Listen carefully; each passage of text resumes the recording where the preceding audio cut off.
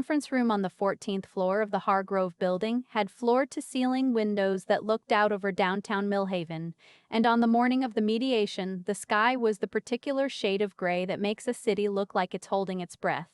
I arrived 20 minutes early. I do that. I've always done that. My uncle used to say it was my one redeeming quality. He wasn't joking when he said it. I set my bag on the respondent's side of the long mahogany table and took the chair closest to the window, not for the view, because I wanted my back to the light and my eyes on the door. 7 years working corporate compliance teaches you to think about things like that. Where you sit, what you can see, what other people assume about you before you open your mouth. My uncle arrived 11 minutes later with his attorney, a tall woman named Barker who wore the kind of suits that communicate she has never once doubted herself in a professional setting. My uncle was dressed in the blazer he wore to my grandmother's funeral, which told me he had prepared for this the way he prepared for everything, with the surface details right and the substance hollow. He glanced at me once when he came in. Then he looked at his phone. Then he didn't look at me again. We had not spoken in 3 years. The last time we were in the same room, we were standing in my grandmother's kitchen on the day she was discharged from the hospital after her second stroke. He had told me, in the measured tone of someone who had been rehearsing, that my grandmother's finances were being handled, that everything was under control, that I didn't need to worry myself with it. I had asked him what that meant specifically, and he had looked at me the way adults look at children who ask questions at the wrong moment, and said that she had made her wishes clear. I drove back to Raleigh that night without asking anything else. That was my mistake, and I knew it even then. My grandmother's name was June. Not Juniper, not Juniette, just June, because she said her mother had named her for the month she was born and had seen no reason to make it complicated. She was 81 years old when she died, and she had spent the last 12 of those years living alone in the house on Creedmoor Lane where my father and my uncle had grown up. A 4-bedroom craftsman with a wraparound porch and a side yard that backed up to a creek. She grew tomatoes every summer and canned them every fall and sent me 2 jars every November without fail, packed in a priority mailbox with a note that always said the same thing. Thought you could use these. I still have one of those notes in my desk drawer. I can't explain why I kept it except that her handwriting looked like her. Small and careful and deliberately formed. She died on a Wednesday in October, and I found out from her neighbor, a woman named Mrs. Ganner Delacroix, who had my number from the time June had a fall 2 winters ago and couldn't reach anyone else. Mrs. Pive Delacroix left me a voicemail at 6 in the morning, and I sat in my bathroom for 40 minutes after listening to it. Not crying exactly, just very still. The way you get when something you were quietly dreading finally arrives and turns out to be exactly as heavy as you thought it would be. My uncle called 2 days later, not to grieve, to inform me that June had updated her estate documents 18 months prior, and that the house on Creedmoor Lane, along with her savings account and the small investment portfolio my grandfather had left her, were to be divided equally between the two of us. He said this like he was reading from a memo. He said he thought it was only fair that I know before the attorney reached out. I thanked him. I didn't know yet what I was thanking him for. The attorney reached out 4 days after that. His name was Mr. Cavendish, a semi-retired estate lawyer out of Millhaven who had handled my grandmother's affairs for 15 years. He told me that yes, the will was straightforward, the estate was modest but clear, and that as co-beneficiary I would need to attend a brief review meeting to sign the transfer documents. I drove to Millhaven on a Saturday and let myself into the house with the key June had mailed me 2 years ago inside a card that said nothing except just in case. The porch light was on. I don't know who turned it on. The inside of the house still smelled like the candles she burned in the kitchen, something with cedar and vanilla that I have never found in any store and have given up trying to. Her reading glasses were on the arm of the couch. I picked them up and put them on the kitchen counter and stood there for a while, not doing anything in particular. I was there for 3 hours. I measured the rooms. I checked the crawl space for moisture.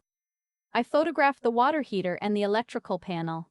I am a licensed home inspector in addition to everything else. It's a thing I did on weekends for 4 years because I liked having a skill that existed entirely outside of my job.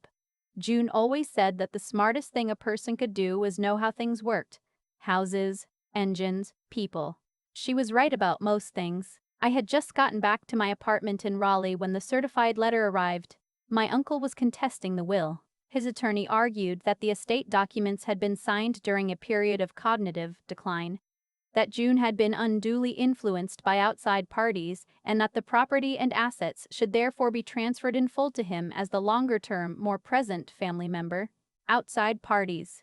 That's what I was, apparently.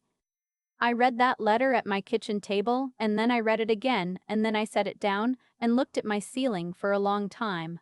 There was a water stain up there from a leak the previous tenant had never reported, and I had always meant to have it looked at, and I thought about that instead of what I was feeling. Because sometimes it's easier to think about a small fixable problem than the larger thing that isn't. Then I made coffee. Then I called Mr. Cavendish. Then I drove back to Millhaven and spent a weekend going through every drawer in June's house. I want to be careful about how I say this next part because I don't want it to sound like I was looking for ammunition. I wasn't. I was looking for her. The her that existed before she became someone's talking point in a legal filing. What I found instead was a record. June had kept everything. Correspondence organized by year in accordion folders in the filing cabinet in her bedroom closet. Bank statements going back 20 years. A spiral notebook she used as a household log. Entries dated in her careful handwriting, recording everything from appliance repairs to doctor appointments to money received and sent. I found my name in that notebook 47 times across the last 4 years. Dates, amounts, what the money was used for. Furnace repair, $840 from my granddaughter. Property tax balance, $1,200 granddaughter covered. Roof patching, $650 from Waverly. There were also entries from my uncle. I counted those too. The math was not close. I found letters I had written her, saved in a separate folder labeled with my name. 31 letters over 6 years. Most of them had annotations in the margins. Not corrections. Responses. Almost. Little notes she had written to herself while reading, the way you talk back to a book you love. Next to a paragraph where I described a difficult audit I had been managing, she had written, "She gets it from her father. He was always the careful one, too." I hadn't known that. My father died when I was 14, and the version of him I carry is mostly feeling with very little fact. I sat on the floor of June's bedroom closet with that folder in my lap for a long time. The mediation was my uncle's attorney's suggestion. Miss Barker had contacted Mr. Benner, Cavendish 3 weeks before the will review and proposed an alternative to full probate litigation, a structured mediation with a neutral third-party facilitator. She framed it as the reasonable option, the efficient one, the one that saved everyone time and money and the unpleasantness of a courtroom. What she didn't say was that she had likely told my uncle he had a strong case. The mediator was a woman named Albright. She ran the session from the head of the table in the conference room on the 14th floor, and she had the particular energy of someone who has heard every version of every family argument and has stopped being surprised by any of them. She opened by explaining the process. Each party would have uninterrupted time to present their position. Then dialogue. Then she would offer her non-binding assessment. Ms. Barker went first. She had done her homework on the general shape of things, which is to say she had gotten the outline right and the substance exactly wrong. She presented a timeline of my uncle's involvement in June's later years. The grocery runs, the medical appointments he had attended, the fact that he lived 40 minutes from Millhaven while I lived 3 hours away and visited, she implied, infrequently. She said that June had been in early cognitive decline for the 18 months before her death. She had documentation from a physician, not Mr. Cavendish's records. A different doctor. One whose name I did not recognize. She said that during this period June had been susceptible to influence, and that the updated will reflected not her considered wishes but the pressure of a family member who had made herself available at a strategic moment. Strategic moment. That was the phrase she used. My uncle nodded while she spoke. He had the expression of a man who has been told his feelings are the evidence. Then Albright turned to me and said I could respond. I had 7 things in the accordion folder I'd brought. I laid them on the table in the order I'd planned. The first was the household log. I had tabbed the relevant pages. I walked Albright do the dates and the amounts, and June's own handwriting describing where the money had gone. The furnace. The roof. The tax balance. I did not editorialize. I just read what June had written. The second was my bank records, showing the transfers, 22 of them over 4 years, to an account I could document as June's. The third was a letter from the executor of the estate, not a physician, not a stranger, but Mr. Chensa, Cavendish himself, attesting to his direct conversations with June over the 18 months in question, during which she had been, in his professional observation, entirely lucid and deliberate in her decision-making. He had included specific examples, dates, topics, the language she had used. June had told him in their final meeting to review the updated documents that she was making her choices based on who had shown up, not who lived closest. Who had actually shown up? The fourth was the folder of my letters with her annotations. I didn't read all of them. I read 3. The annotations were enough. The fifth was a copy of my federal employment record. I had spent 9 years as a senior compliance auditor for the United States Department of Labor, overseeing audit documentation and regulatory reporting across a 4-state region. Miss Barker had described me in her presentation as someone who had been largely absent from the family. Technically, she was not wrong, but the reason I had been largely absent was that for 9 years I had been doing work that requires, among other things, the ability to construct an airtight evidentiary record. I didn't say this out loud. I let her read the letterhead. The sixth was a signed letter from June's primary physician, Dr. Whitmore, the one who had actually been treating her, not the name from Ms. Barker's documentation, stating that at her last full cognitive assessment, June had scored in the normal range for her age group, and that the physician had no concerns about her capacity to make legal decisions. The seventh was June's own letter. She had written it 14 months before she died and given it to Mr. Cavendish with instructions to include it with the estate documents. I hadn't known it existed until he mentioned it. It was 3 paragraphs long, and it was addressed to anyone who wanted to know why she had made the choices she had made. She wrote that she did not owe anyone an explanation, but that she was offering one anyway because she believed in saying things plainly. She wrote that she had updated her will after a period of careful thought and that she had done so specifically because she wanted her estate to reflect her actual experience of her family, not other people's assumptions about it. She wrote that she knew which grandchild had called her every 2 weeks for 6 years and which one had called when there was something to discuss. She wrote that she had never confused proximity with presence. She wrote, "I am not confused, I have simply been paying attention." The room after I finished reading that letter was the specific quiet of something that cannot be argued with. Albright looked at Miss Barker. She didn't say anything immediately. She looked down at her notes, and then she looked at my uncle. My uncle was looking at the table. Ms. Barker recovered professionally. She said that the letters were touching, but that emotional connection did not determine the legal validity of an estate document that had been executed during a documented period of health decline. She said that the physician's note I had presented was from a general practitioner, not a cognitive specialist. She said that the estate remained in dispute. Albright said, calmly, that she had reviewed both physician documents and that there appeared to be a significant discrepancy in their credentials and their relationship to the decedent. She said she would note that one physician had treated June for 11 years and one had seen her twice. She said she was not in a position to make a legal ruling, but that she was in a position to offer her assessment, and her assessment was that the evidence presented overwhelmingly supported the will as written. She said the word overwhelmingly without looking up from her notes. My uncle said, for the first time since we entered that room, that he hadn't known about the household log. I looked at him. He said he hadn't known she needed the furnace repaired.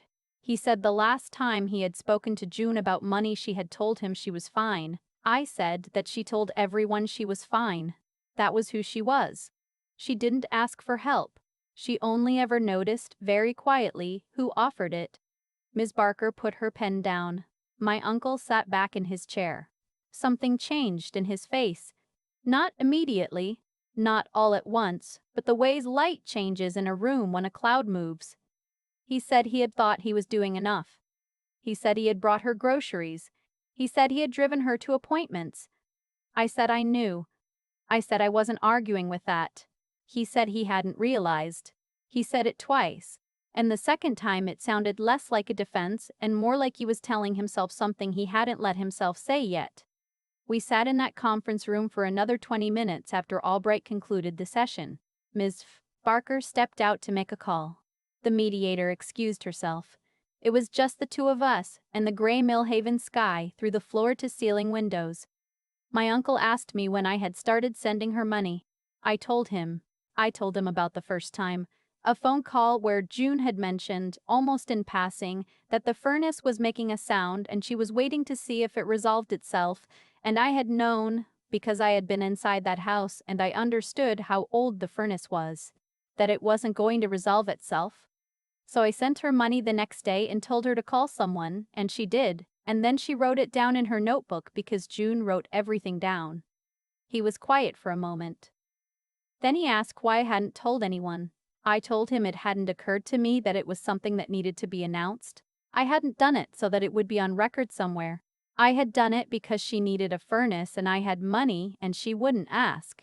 He didn't say anything to that. I told him that I wasn't going to tell him what he should have done differently because I didn't think that was useful, and because I suspected he was already telling himself. I told him the house was mine and I was going to fix it up, and that if he wanted to come see what she had left behind, the door was open. He looked at me for the first time in 3 years, not the way he had looked when we came in. Not the stranger in my seat look. The other way. The way people look when they are revising. The will held. The house on Creedmoor Lane is mine now. I spent 2 weekends last month replacing the porch boards on the east side, which had started to soften from water exposure. Mrs. Port Delacroix brought me coffee both Saturdays and told me about the time June had won the county tomato competition 3 years running and then voluntarily withdrew herself the 4th year because she felt it wasn't fair to the other entrants. I had not known that story. There are a lot of things I didn't know. My uncle came by on a Sunday in November with a casserole his wife had made and a sheepish energy that sat on him like a coat he wasn't sure fit. We ate on the porch. We talked about June. We talked about my father, which we had never done, and it turned out my uncle had things to tell me about him. Small things, specific things. The kind that don't make it into the stories people decide to tell at funerals. He told me that my father used to fall asleep every Sunday with a book on his face. He told me the name of the song my father had played on repeat the summer he was 17. I wrote both of those things down when I got inside. There is a particular kind of grief that arrives not when someone dies, but when you realize how much of their life you didn't ask about while they were still in it. My grandmother is gone and I cannot ask her anything now. But I have her notebooks. I have her letters. I have 47 entries in her household blog that tell me, in her own handwriting, that she saw me even when I thought I was just quietly showing up. June used to say that love was mostly just attention, paid consistently, over time. She said most people made it more complicated than it needed to be. She wasn't wrong. If there is someone in your life you have been keeping at a distance, a parent, a sibling, a grandparent, someone you tell yourself you'll call next week, I want to ask you something. When did you last reach out, not because something happened, but just because you were thinking of them, not because there was news to share or a crisis to manage, just because you wanted to know how they were doing, just because you wanted them to know they were on your mind? That's the whole thing. That's all it ever was. I've thought a lot about what actually happened in that conference room. Not the legal part that resolved the way it resolved, and I don't spend much time revisiting it. What I keep coming back to is the moment my uncle said he hadn't known about the furnace. The way he said it, like he was discovering something about himself, not just about me. The thing is, he wasn't a bad person. I want to be clear about that because it would be easier, in some ways, if he were. Bad people are a clean explanation. My uncle was something harder to sit with. He was a person who had decided what the story was and then stopped collecting information. He had decided I was absent, and so everything I did that didn't fit that story simply didn't register. The groceries he brought registered. The transfers I sent did not, because he didn't know to look for them, and he didn't know to look because he had already decided he understood the situation. I have done versions of this myself. I think most people have. We form a picture of someone, a sibling, a parent, a friend we've drifted from, and then we stop updating it. We carry around this fixed image and we respond to the image instead of the person, and we wonder why the relationship feels thin or stuck or permanently unresolved. The image is always years out of date. The person kept living, the image didn't. What my grandmother understood and what she tried to pass on in ways I'm still unpacking is that paying attention is not passive, it's a practice. It requires you to keep asking, keep noticing, keep revising what you think you know. June wrote everything down not because she was compulsive, but because she understood that memory is lazy and attention deserves a record. She noticed who called. She noticed what was said in passing and what it meant. She noticed when I mentioned the furnace and she noticed when I didn't make a big thing out of fixing it. She was doing the work of actually seeing people, consistently, over years, and it cost her something: time, effort, the willingness to stay curious about people she could have just written off. That's the part that gets me. She never wrote anyone off. Not even my uncle, who had in his own way let her down by assuming she was fine when she wasn't. She didn't punish him in the will. She just told the truth about what she had experienced. There's a difference between those two things, and June understood it. I think about Albright reading June's letter and the room going quiet. That quiet wasn't shame exactly, though there was some of that. It was the particular silence of a true thing landing in a space where a false thing had been living.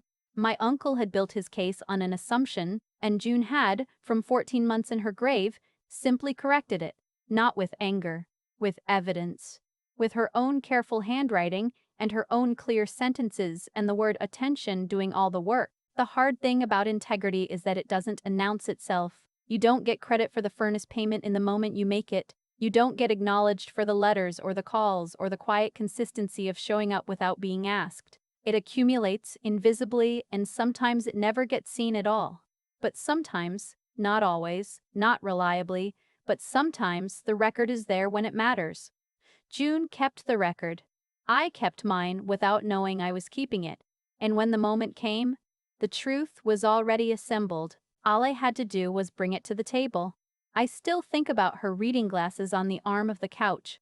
I still think about 47 entries in a spiral notebook. She saw me. She wrote it down. That's the whole inheritance, really. Not the house, not the savings, the knowledge that someone was paying attention all along.